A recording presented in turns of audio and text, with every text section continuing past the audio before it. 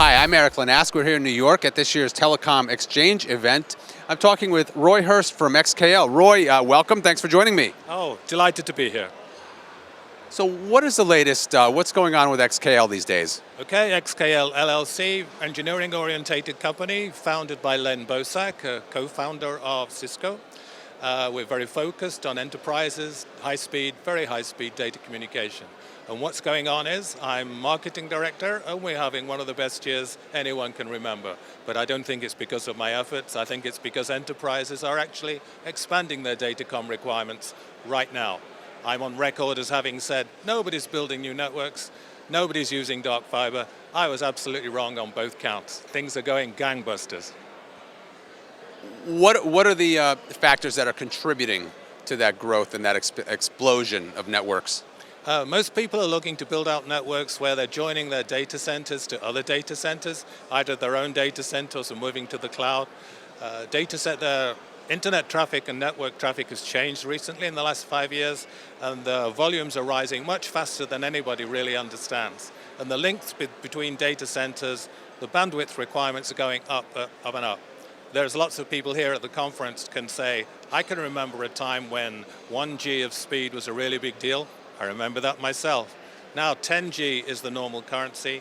1010Gs are the normal unit of purchase, and there's lots of good 100G equipment around in the market this year. Things are getting faster and faster, and it's gone beyond intuition. I don't know how IT managers plan right now for the peaks they know they're going to have. There's no way of estimating it. Things have really exploded.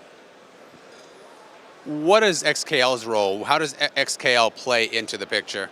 Okay, depends on the kind of network that you have, but if you have a chain of networks, then you need to link them as a backbone, and you might put points of presence on them or data centers, and so at the data center or point of presence, data flows out to the community or to equipment that the enterprise has.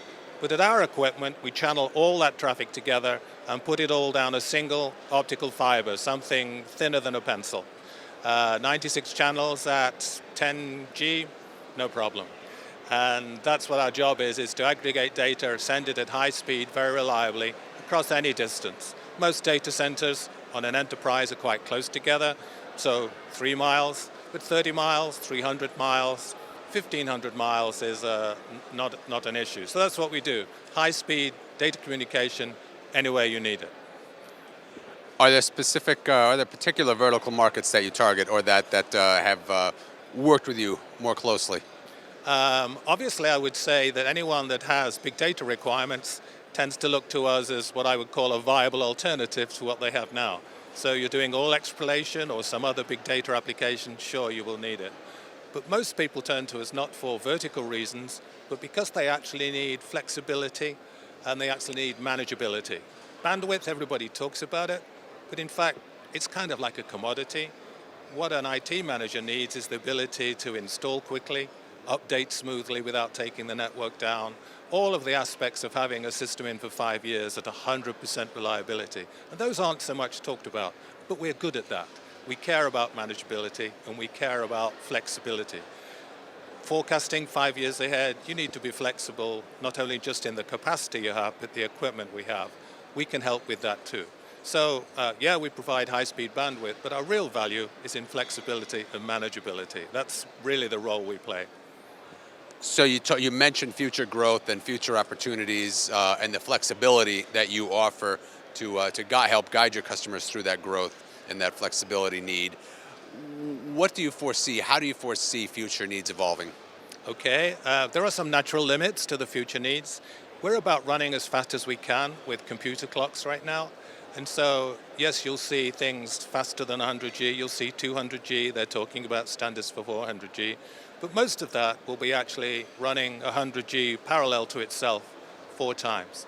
We believe strongly that we should use existing technologies simply. That is the way to be future-proof, and that the future actually is an Ethernet future. It's not just 100G, it's 100 gigabit Ethernet, which is the future.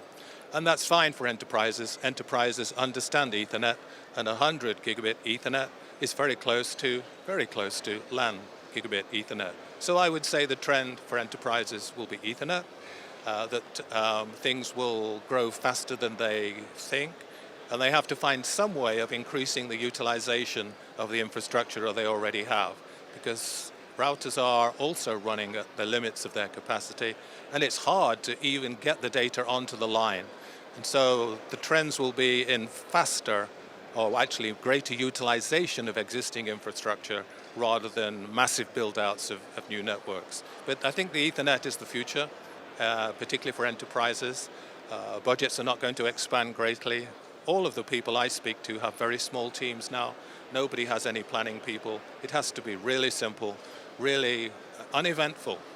One of our first customers, we've had systems running over 5 years without incident. Our first customers said, sometimes we tend to forget your equipment because it doesn't go break down. And I was thinking, from a marketing point of view, should I get it to break down more often? Would that help? Probably not. But for an IT manager, 0 surprises is a big, important thing. And I think we're in the 0 surprises market more than anything. 0 surprises is what we're in. Excellent. Roy, thank you so much for joining me. Enjoy the rest of the show. Thank you. My pleasure.